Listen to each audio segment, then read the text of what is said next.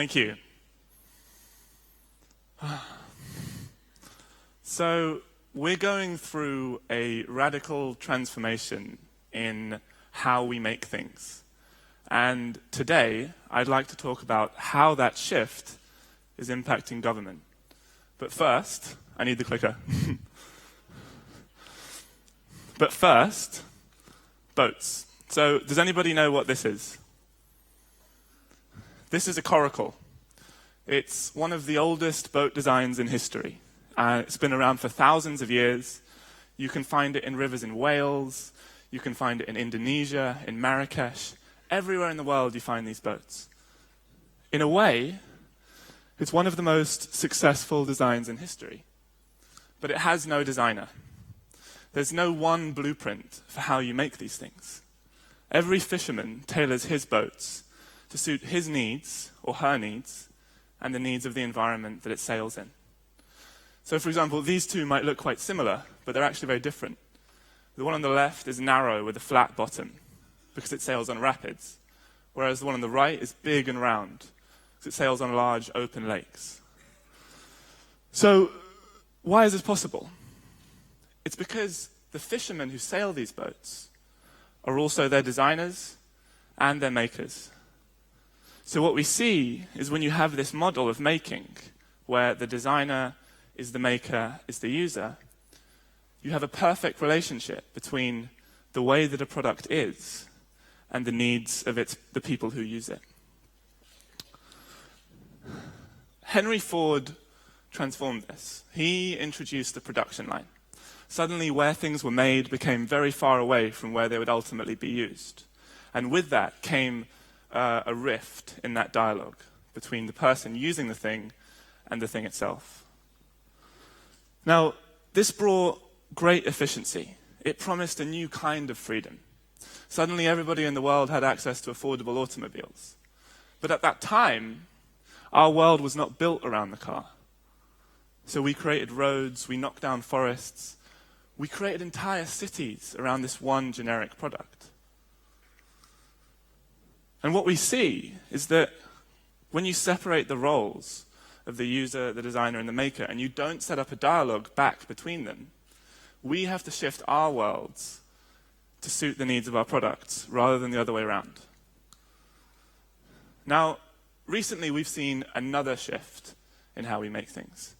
The digital revolution means that we can produce things on a global scale from completely different physical spaces, but digitally we can be right next to each other. So I can be making something here, somebody can be using it in Marrakesh, and I can see how they're using it, and I can shift the product to suit with their needs and the environment that they sit within. So what we see is a shift from a linear model, a top-down model, to a cyclical model, where the people designing things are being informed by their users, and their users are informing the people designing things. And this change is even starting to be felt within the walls of the British government. So over the last couple of years, they've completely overhauled their digital service.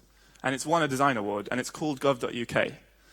And until recently, every single department in government in England had a different website, a different interface, a different way of using it. And none of them were really built around what people actually wanted to do. For example, this is the old site on national holidays. Now, it has all the information you need on it, but it's hard to find. So what they did is they looked at what people were searching for. How were people getting to this site? And they found that 99% of people just wanted to know when the next bank holiday was. So they redesigned it to be big and bold right at the top of the site. And it's like, yeah. And they've done exactly the same thing for every single touch point of government. How you pay your taxes, how you register to vote. All of these things have been rebuilt, and they've been done with users right at the heart. Or if we listen to Errol, which I think he's right, people, not users, everyday citizens.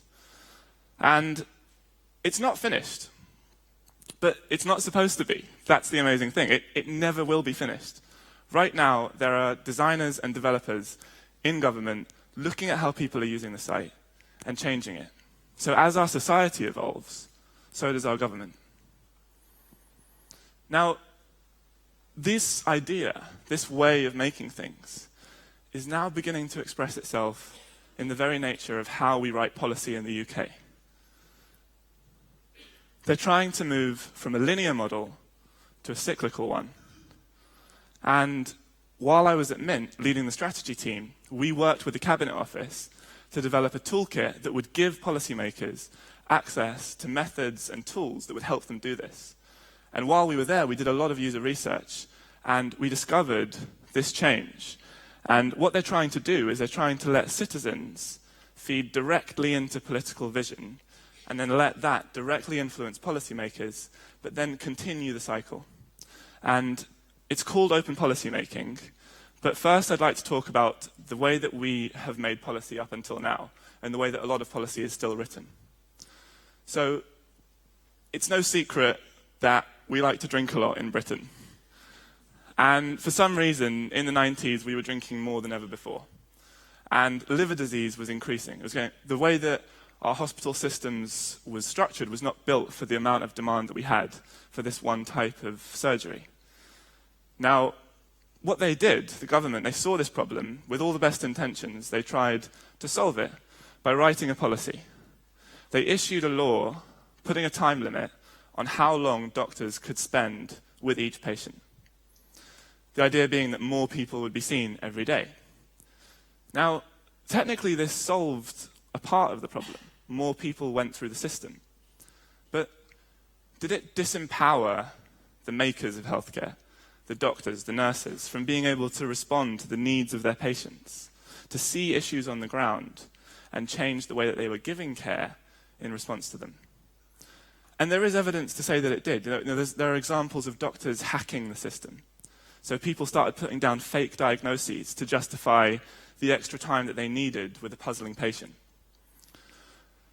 Now, what we see is the kind of problems where you have a linear model, a top-down model, without a feedback loop between the reality of a situation and the way that the rules that you structure, the way that people in that situation live. And as I said, they're trying to move to a cyclical model, and it's called open policymaking. And I'd like to share a little bit about it with you today. So one example is NHS Citizen. So our health service in the UK has set up an entirely new body which gives everyday people like you and me the chance to define how our health service works. It works via an online platform where, so if you're in a hospital and you think that there's a way that waiting lines could be made shorter, or if you're a doctor and you think care should be delivered slightly differently, you can post it on there. Anyone in the UK can see it, they can start talking with you. Real issues start to become clear, and then twice a year there's a meeting where people present their problems to the board of directors of NHS. Anyone who submitted something online attends. They set the agenda for the meeting. And the amazing thing is that the board have a legal responsibility to put plans in place to action those problems. Over the next 6 months, they work with policymakers. They run real trials in hospitals all over the UK. And these experiments get reviewed at the next meeting. They see what worked, they see what didn't, they refine the plans, and they try again. So what we're seeing is a fundamental shift in how the NHS operates. It's a move from a top-down model to a bottom-up model, where the people actually facing issues are telling the government what to fix, rather than the government trying to figure out what the issues are and telling people how they're going to fix them. And it's not just happening in the health service. Every single department, the tax system, the police, all of these departments are trying to embrace this new model. And we see that when you move from this model to this model, we're able to respond to people's real behavior and real needs in a more fluid way. And all of this has been enabled by a transformation in how we communicate. But something that I find quite interesting is that we're now going through a similar change in how we manufacture. We're moving from centralized factories where things are produced en masse and distributed all over the world to local hubs of making, enabled by tools like 3D printing, Arduino, and platforms like Etsy. Makers are able to take control of the things that they use in a way that we haven't really seen before, or we haven't really seen since the days of craft manufacture. Now, what this promises is like a home factory. It's like you can suddenly make anything completely locally. But it's kind of just the beginning. And since leaving Mint, I'm starting a company with my co-founder Ben Redford called Mayku. And what we're trying to do is make the rest of the tools that make that home factory complete.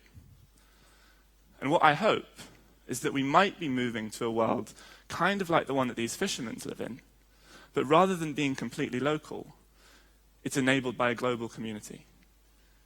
This person on the left made his boat how he needed it for his needs and his environment. The one on the right did the same. Now, if all of you would like to just take out your phones for one moment and just take a look at your home screens and compare your home screen to the one of the person sitting next to you. They're different, right? You've all made your home screen how you need it because of the way that you live your life.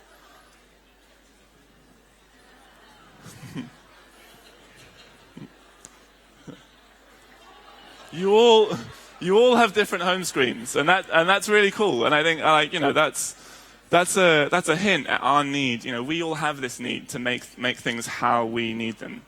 And what I hope is that we might be moving into a world where we have as much control or more of the things in our physical homes as we do over the things on our home screens.